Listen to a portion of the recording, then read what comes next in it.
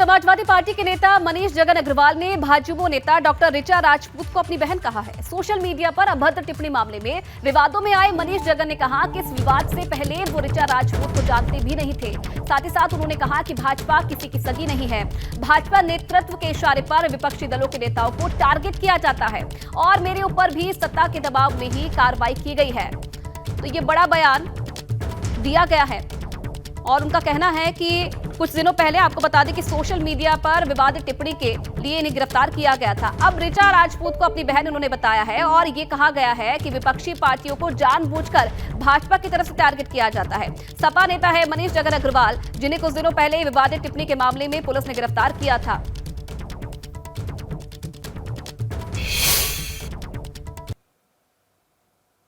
हमारे साथ हैं आज। इस पूरे मामले में शुरुआत से लेकर अब तक क्या डेवलपमेंट हुए हम खुद मनीष से जानते हैं। सर, पहले बताइए कि जो भाषा की मर्यादा है वो टूटी, उसकी वजह क्या है? सबसे पहले तो भारतीय जनता पार्टी को आत्ममंथन करना चाहिए।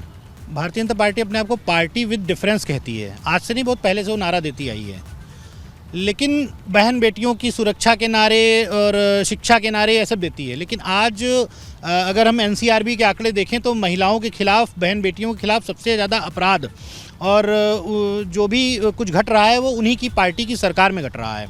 उनकी पार्टी के लोग इसमें शामिल होते हैं, चाहे चिन्मयानंद हो, चाहे कुलदीप सिंह सेंगर हो, चाहे हाथरस में बहन बेटी का बलात्कार हुआ हो और उसमें भारतीय जनता पार्टी ने बलात्कारियों को संरक्षण दिया।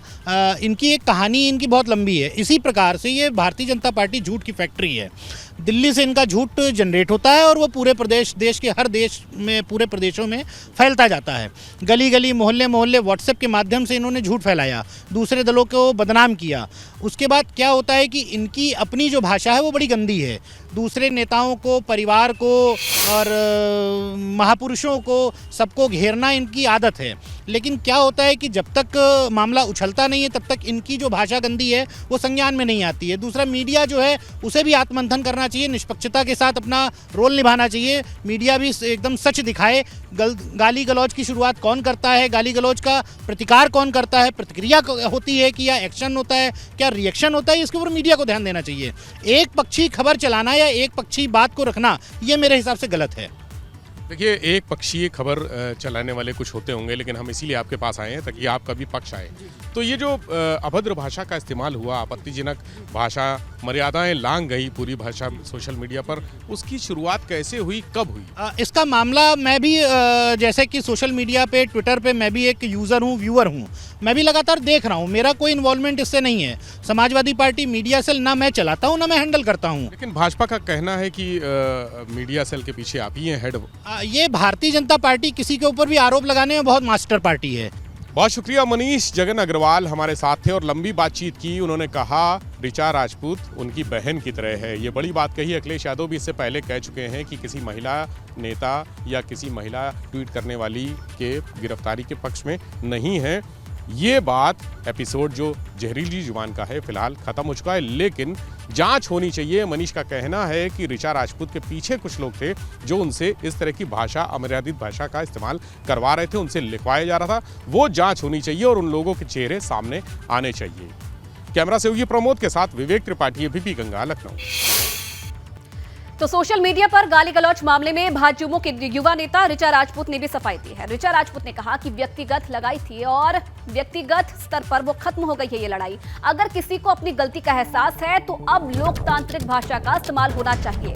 डिंपल यादव का पूरा सम्मान है, खासकर बेटी अदिति का मैं सम्मान करती हूँ।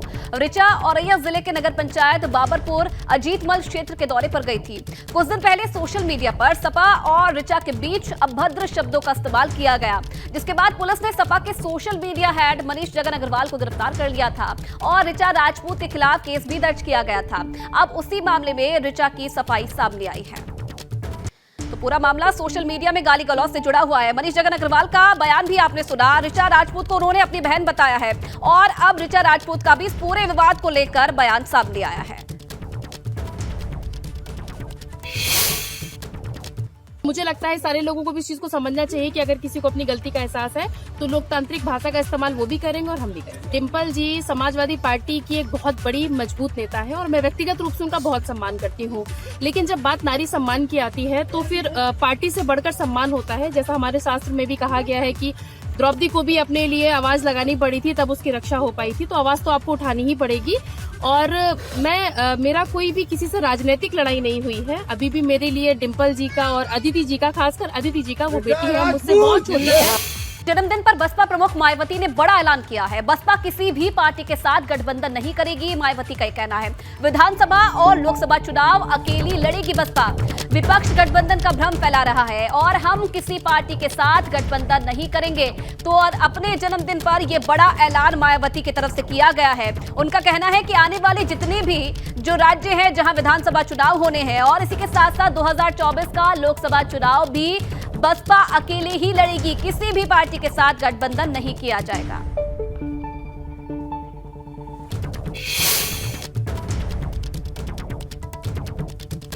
इस वर्ष सन 2023 में कर्नाटक, राजस्थान, मध्य प्रदेश, छत्तीसगढ़ सहित अन्य जिन भी राज्यों में विधानसभा के वे अगले वर्ष देश में लोकसभा के लिए होने वाले आम चुनाव में भी हमारी पार्टी बीएसपी किसी भी पार्टी के साथ कोई भी गठबंधन करके ये चुनाव नहीं लड़ेगी, बल्कि अकेले अपने बलबूते पर ही ये सभी चुनाव लड़ेगी।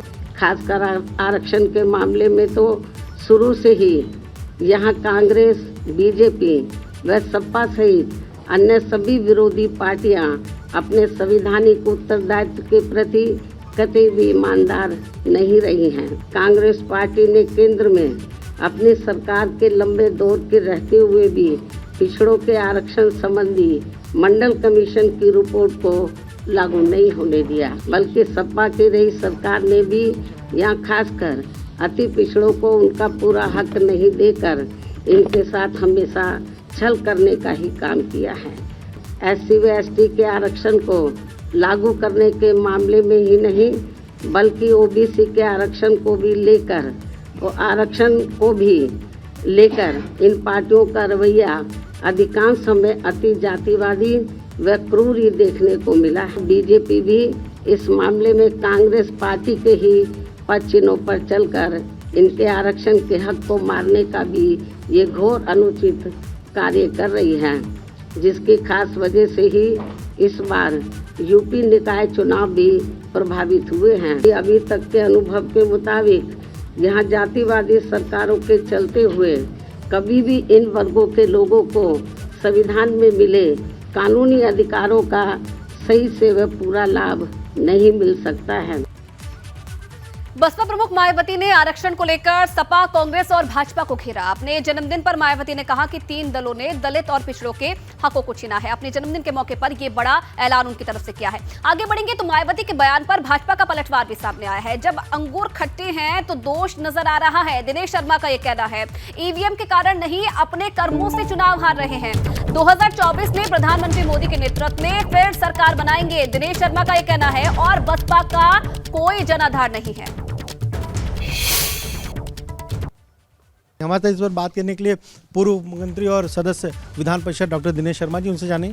सर, आज बीएसपी से मायावती का जन्मदिन है, तमाम लोग जन्मदिन बधाई दे रहे, आपने भी दी है, पर उन्होंने कहा कि ईवीएम की वजह से बीएसपी चुनाव हारती जा रही है। जन्मदिन की पहले तो बधाई, और ईवीएम के कारण नहीं, तो अपने कार्यों के कारण और अपनी जो शासन सत्ता में थी उस समय जो उन्होंने काम किए थे उसका जो दुष्प्रभाव जनता पे पड़ा था, जो जातिवाद का, जो संप्रदायवाद का जो बीमारी है समाजवादी पार्टी से, जो उन्होंने उपहार में पाई थी अपने भतीजे से, और उसके कारण जो इनका जनता में अविश्वास हुआ है, और जो भारतीय जनता पार्टी ने मोदी जी और योगी जी के समन्वय ने जो काम किए हैं विकास के, उसके कारण जनता प्रभावित हुई है। एक सवाल है, उन्होंने कहा कि 2024 में बसपा किसी के साथ कोई गठबंधन नहीं करेगी, अकेले लोकसभा का चुनाव लड़ेगी। नहीं, अच्छा है, हर राजनीतिक दल को अपने दल की रणनीति बनाने का अधिकार है, लेकिन अब जो अस्तांचल में जाने वाले दल हैं वो लोकसभा के लिए अगर बात करें तो ठीक नहीं है। मैं समझता हूँ सपा, बसपा, माकपा, बाकपा, कांग्रेस, ये मुद्दा विहीन, जनाधार विहीन, और अब ये उत्तर प्रदेश की राजनीति में खास तौर से ये एक राजनीतिक चेतना शून्य पार्टी है। कैमरा जितिन के साथ अमृत शुक्ला, एपी गंगा, लखनऊ।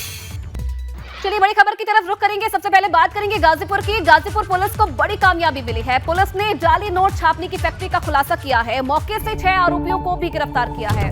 आपको बता दें कि मौके से जाली नोट छापने वाला प्रिंटर और पेपर भी बरामद हुआ है। कोतवाली के आरटीआई ग्राउंड के पास ये धंधा चल रहा था। 2,10,000 के 800 के जाली नोट भी बरामद हुए हैं।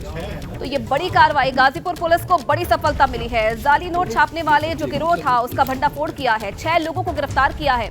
मौके से नोट छापने वाला प्रिंटर और पेपर भी बरामद हुआ है।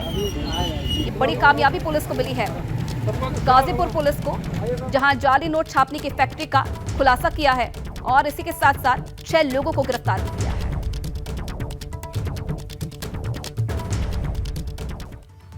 अगली खबर बागपत से है, जहां बागपत पुलिस ने 3 शातिर लुटेरों को गिरफ्तार किया है। लूट की योजना बनाते 3 लुटेरों को पुलिस ने दबोचा है। बदमाशों के पास से हथियार, कारतूस और चोरी की बाइक भी बरामद हुई है। कोतवाली थाना क्षेत्र से लूट की योजना बनाते बदमाशों को गिरफ्तार किया है और पकड़े गए आरोपियों पर पहले से 20 से ज्यादा मामले दर्ज थे। तो 3 शातिर लुटेरों को पुलिस ने गिरफ्तार किया है। लूट की योजना बनाते हुए इन तीनों को गिरफ्तार किया है और आपको बता दें कि पहले से इन तीनों पर 20 से ज्यादा जो मामले हैं वो दर्ज हैं। तो लूट की योजना इन तीनों की तरफ से बनाई जा रही थी और इस दौरान पुलिस ने इन्हें गिरफ्तार कर लिया है। 3 शातिर लुटेरे ये बताए जा रहे हैं जिन पर 20 से ज्यादा मामले पहले से दर्ज हैं। अब बात कासगंज की करेंगे। यहां अचानक से दीवार गिर गई है। 3 लोगों की मौत हो गई। 2 सगे भाई बहनों समेत दीवार में दबकर 3 लोगों की मौत हो गई है। हादसे में घायल एक व्यक्ति को निजी अस्पताल में भर्ती करवाया है। पड़ोस में नींव खुदाई के दौरान यह हादसा हुआ है, जिसमें 2 सगे भाई बहनों समेत 3 लोगों की मौत हो गई है और एक व्यक्ति जो कि घायल बताया जा रहा है उसे निजी अस्पताल में इलाज के लिए भर्ती करवाया गया है।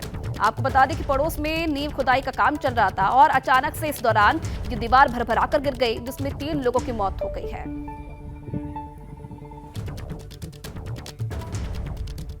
अब खबर कानपुर देहात से है, जहां घर में घुसकर महिला को पीटने का एक वीडियो वायरल हो गया है। ससुराल वालों पर घर में घुसकर महिला को पीटने का आरोप है। आरोपियों के खिलाफ पीड़ित महिला ने थाने में शिकायत भी दी है। कानपुर देहात थाना क्षेत्र के कोरू गांव की ये घटना बताई जा रही है और ये वीडियो भी अब सामने आया है। इसमें आप देख सकते हैं किस तरीके से इन महिलाओं से ये महिला के साथ मारपीट कर रहे हैं। वीडियो वायरल हो रहा है। बताया जा रहा है कि महिला के ससुराल वाले ही ये लोग थे जिन्होंने इसके साथ जमकर मारपीट की है। हालांकि अब पीड़ित महिला की तरफ से थाने में तहरीर दी गई है और पुलिस मामले की जांच कर रही है, लेकिन अब ये वीडियो सामने आया है।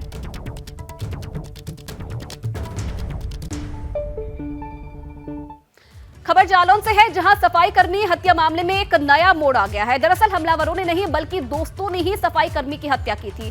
13 जनवरी की रात हत्या की वारदात को अंजाम दिया गया और पुलिस को गुमराह करने के लिए हत्यारों ने झूठी कहानी रची। पुलिस ने दोनों हत्यारों को गिरफ्तार करके जेल भेज दिया है। एसपी राज राजा ने पूरी वारदात का खुलासा किया है। आटा थाना क्षेत्र के संदी गांव में इस वारदात को अंजाम दिया गया था। तो ये नया मोड़ इस पूरे मामले में, सफाई कर्मी की हत्या से जुड़ा ये पूरा मामला है। 13 जनवरी को इस वारदात को अंजाम दिया और अब ये जानकारी मिल रही है कि दोस्तों ने ही इस युवक की जान ले ली और उसके बाद पुलिस को गुमराह करने के लिए झूठी साजिश, झूठी कहानी रची गई। हालांकि पुलिस ने पूरे मामले का खुलासा कर दिया है और इन 2 लोगों को गिरफ्तार भी किया है।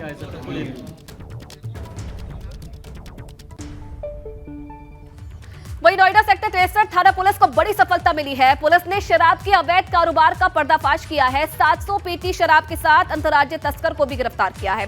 जब्त शराब की कीमत 45 लाख रुपए बताई जा रही है। पुलिस और आबकारी विभाग की संयुक्त कार्रवाई हुई है। वहीं एडीसीपी विशाल पांडे ने बताया कि शराब की खेप सोनीपत से अरुणाचल प्रदेश के ईटानगर लेकर जाई जा रही थी। साथ ही साथ पुलिस की पूछताछ में आरोपी ने बड़ा खुलासा करते हुए बताया कि एक चालान पर कई जो ट्रक थे वो शराब देश भर में सप्लाई की जाती थी। तो ये बड़ी सफलता मिली है नोएडा सेक्टर 63 पुलिस को, जहां आज इस शराब तस्कर को पुलिस ने गिरफ्तार किया है और इसके पास से बड़ी खेप शराब की भी बरामद की है। घेराबंदी की गई। घेराबंदी करके इस ट्रक को रोका गया। जब इस ट्रक को रोका गया तो इसमें 750 पेटी अरुणाचल मार्का विस्की बरामद हुई, जिसकी कीमत लगभग 45 से 50 लाख रुपए है।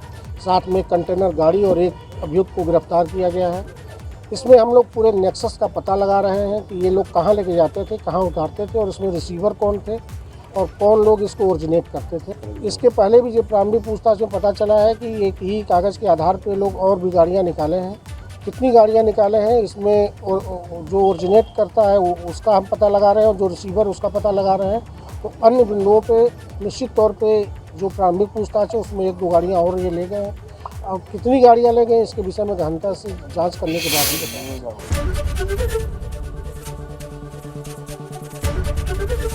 एबीपी गंगा, खबर आपकी, जुबान आपकी।